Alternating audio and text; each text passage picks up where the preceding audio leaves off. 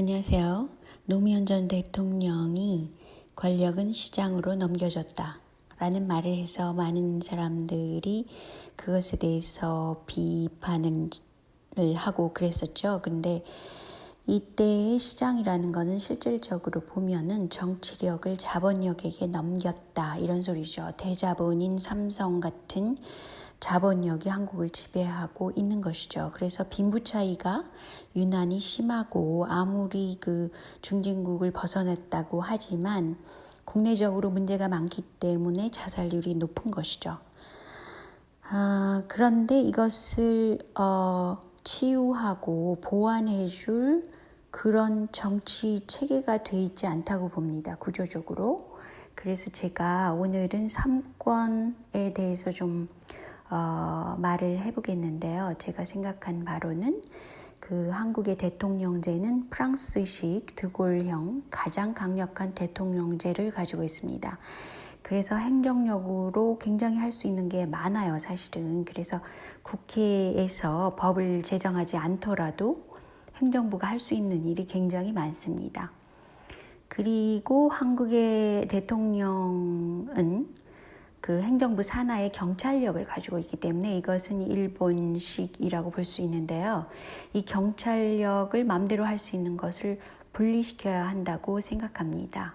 물론 대통령은 국회가 탄핵이 가능하지만 대통령이 과거에 그 전직 대통령이 저지른 일을 공소시효 없이 조사를 해야 된다고 봅니다. 그 이유는 가령 이명박 그 사람이 지금 삼성과 유착돼가지고 또 돈을 많이 받았다고 또 문제가 되지만 그것 말고도 4대 강도 있고요. 또 해외 자원을 개발한다고 그래서 거짓말치고 해외로 돈을 많이 빼돌린 그런 것도 있잖아요. 조사할 게 너무 많은 거죠. 이명박에 대해서는. 그리고 특히나 아랍에미레이트라고 그러죠. 거기다가 이제 원전 수주를 해가지고 지어주고 그 조건으로 그 나라의 핵 쓰레기를 한국으로 가져오는 것을 조건화했는데 그것을 일반 국민들이 잘 모르게끔 슬쩍한 거죠. 그래서 현재까지 이것을 조사를 하지 않는 걸로 알고 있는데 공소시효 없이 이런 거는 조사해야 된다고 생각합니다. 그렇지 않아도 한국의 핵 폐기 쓰레기가 너무 많아서 걱정인 나라가 제주도 같이 좋은 그런 땅에다가 그런 폐기물을 다른 나라에서 들여와가지고 이 이명박은 이걸 통해서 얼마나 그 리베이트를 먹었는지 또 모를 일이에요. 근데 이렇게 엄청난 일을 저지른 것을 그냥 내두고 덮고 가고 이런 시스템이 마련되면 안 된다고 봅니다. 그래서 좀 더 저가 볼 때는 사법부의 그 공직자에 대한 조사를 확실히 공소시효 없이 할 수 있어야 된다고 봅니다. 그거는 이제 대통령에 대한 권한이 그렇게 강하다는 거를 제가 말씀드리고요. 한국은 정치 권력이 미디어뿐 아니라 사법부까지도 많이 통제를 하고 있더라고요. 그래서 오히려 삼권 분립 중에서 가장 강한 권력은 행정부라고 볼 수 있어요. 근데 국회의 경우는 자신의 월급을 자신이 그냥 마구마구 올렸습니다. 그렇기 때문에 너무 엄청난 좋은 조건으로 월급까지 가죠, 수당까지 가죠, 보좌관 있죠. 이렇게 룰루랄라 하는데 한 달에 일은 안 하고 지금 밖에 나가서 농성하고도 월급을 꼬박꼬박 받는단 말이죠. 이렇게 일어나는 국회를 전 세계에서 본 일이 없습니다.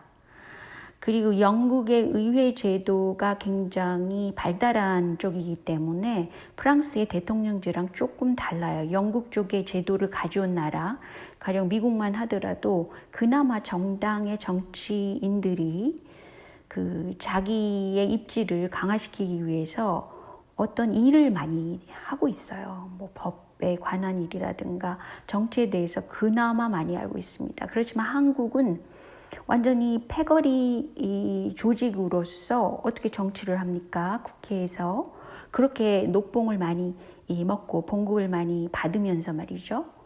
이거는 말이 안 되는 제도라고 봅니다. 그렇지만 이 제도를 뜯어 고치기 위해서는 현재 한국의 국회의원 선출을 지역구 중심으로 하기 때문에 무슨 일이 일어나냐면요. 그 쓸데없이 그 자기 지역에다가 그 있죠. 사회간접적인 시설을 막 늘려주는 거야. 뭐 공항을 짓겠다라든가 뭐 철도 전철 뭐 이런 것들을 마구 지어준다고 해서 그 지역민들이 뭐 생활이 나아질 것 같으니까 찍어주자 이렇게 해서 지금 이거 기사화된 게 6월 13일 이러니까 얼마 안 됐잖아요. 근데 적자인 무안공항 옆에 또 짓겠다고 했다는 거예요. 그래서 차로 1시간 가는 거리에 공항만 4개랍니다. 즉 이렇게 마구잡이로 그 소크 시설을 내주는 것은 한국이 지역구 중심의 국회의원 제도를 갖고 있기 때문에 그래요. 그 사람들이 당선되기 위해서는 마구 당선을 위해서 공약을 걸잖아요. 그거는 국가 전체를 볼 때는 공익적으로도 이거는 말이 안 되고요. 그리고 특히 재정에 큰 문제가 생깁니다. 심지어는 국내 공항 11곳이 만년 적자라고 그러잖아요. 그러니까 손해가 국가적으로 나건 말건 자기는 그 사업을 따내와서 그 지역구에서 선출해가지고 국회에 가서 일은 안 하는 겁니다. 이게 말이 안 되는 제도죠. 그래서 제가 특별히 구상한 바로는 그 비례대표를 50% 하고 지역구 중심을 50% 이렇게 나눠서 비례대표제는 중하층을 위한 정책을 펴는 분들, 뭐 환경단체 분들, 농민, 뭐 노동자 협의회라든지 중소기업 협의회라든지 이런 분들이 정당을 선택하지 않고 직접 이분들이 그 해온 일을 고시해가지고 거기서부터 선출을 해가지고 번호를 뭐 뽑기라고 그러나요? 막 돌려가지고 순서대로 그냥 나눠주는 거예요. 그러면서 2년 동안 일을 시켜서 일을 잘하면 연임이 또 계속해서 가능하게끔. 그래서 자신의 그 정의를 위한 것과 또 자기가 한 일을 축적할 수 있게 그래서 공익사업을 실질적으로 국회에서 할 수 있는 그런 제도를 도입해야 된다고 봅니다. 그러니까 정당을 선택하게 되면 뭐 노조에서도 선택하고 농민 대표도 선택하지만 현재 문제가 한국에는 너무 많이 있는 거죠. 그래서 농약 사용량이 선진국의 10배랍니다. 한국에. 그리고 곡물 자급률은 세계 최하위라서 일본보다도 더 낮아요. 근데 뭐 그 땅이 부족해서 뭐 또 농민 수가 부족해서 그렇다고는 할 수는 있습니다. 그렇지만 그거는 농약 사용을 줄이는 그런 거를 왜 교육을 못 시키나요? 공교육을 시켜야 되죠. 그래서 이것은 단순하게 뭐 무역 수지가 적자가 높다. 그건 한국 같은 상황에서는 그 젊은이들이 대도시로 가기 때문에 농촌을 좀 더 잘 살게끔 이렇게 그 농업 보조금을 많이 주게 되면 스위스처럼 젊은이들이 그 농업이나 축산물을 좀 더 수익이 많이 나면서 좋은 작물들을 개발할 수 있고 또 산출할 수 있는 그런 제도가 될 수 있다고 봅니다. 그래서 무엇이 첫 번째 문제냐, 계란이냐, 닭이냐 이거 가지고 싸울 일이 아니라 첫째, 가령 농약 사용량을 줄인다. 라는 걸 공약으로 내세우고 거기서 일을 많이 한 농민 대표를 국회에 집어넣으면 되는 거죠. 근데 한국은 로비가 많이 들어가기 때문에 정당에서 이런 농민 대표가 아무리 있어도 실제로 일은 안 하는 거죠. 왜냐하면 정당 공약의 눈치를 보기 때문에 그렇죠. 그래서 실질적으로 그 분야에서 일하는 분들을 다이렉트로 국회에 집어넣을 수 있도록 해야 된다고 봅니다. 그리고 한국의 그 대기 오염 문제가 전 세계에서 4위 정도더라고요. 이렇게 공기가 나쁜데 이것에 대해서 대응할 수 있는 환경단체장, 뭐 이거에 대해서 전문으로 갖고 있는 그런 실력 있는 그런 분들을 선출해서 국회에 내보내야죠. 그렇지 않겠어요? 그리고 또 제가 거론하고 싶은 것은 중소상권인데요. 한국은 그 자영업자들의 상권이 많이 무너지고 있잖아요. 대기업이나 대자본력의 그 큰 마트들이 많이 들어오기 때문에 그렇죠. 이것은 비단 코스트코의 문제는 아니라고 봅니다. 그래서 이런 일을 하신 분들을 아시는 게 많잖아요. 첫째, 그러니까 전문가란 말이죠.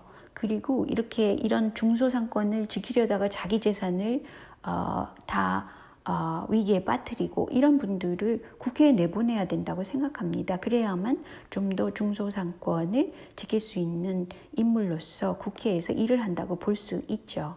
그렇지 않겠어요?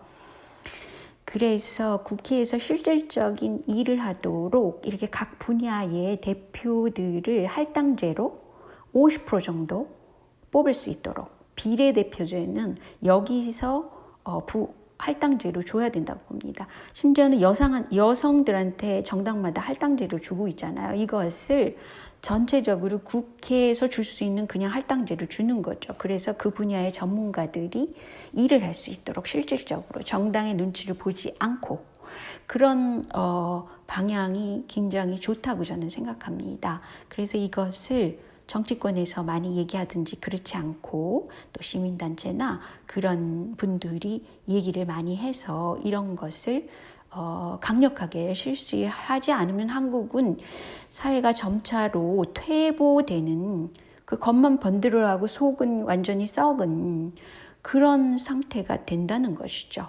그래서 국회에 대해서 제가 잠시 얘기를 했는데요.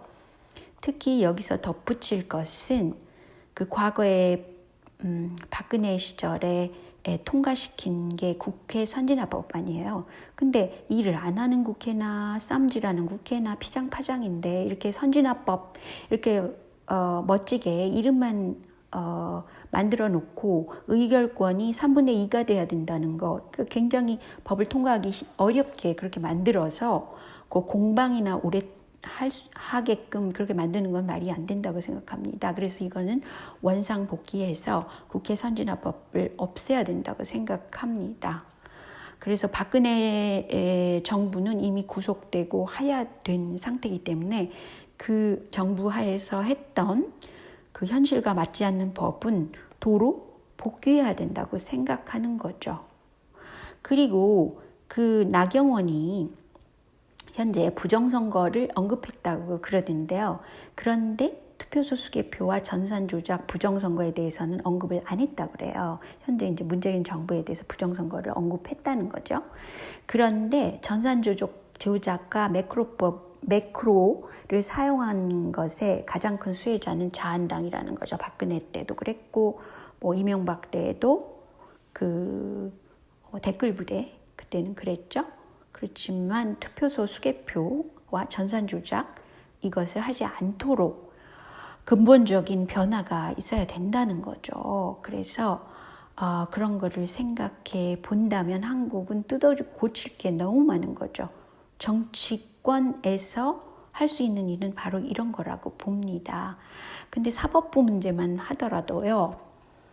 그 한국의 사법부는 검찰하고 법관이라고 볼 수 있는데 대법관이나 그런 거 마찬가지지만 독일식이 일본으로 들어와서 일본식이 한국으로 들어왔다 그래요. 그러니까 굉장히 보수적인 그런 검찰과 법조인의 조직을 갖고 있다고 볼 수 있죠.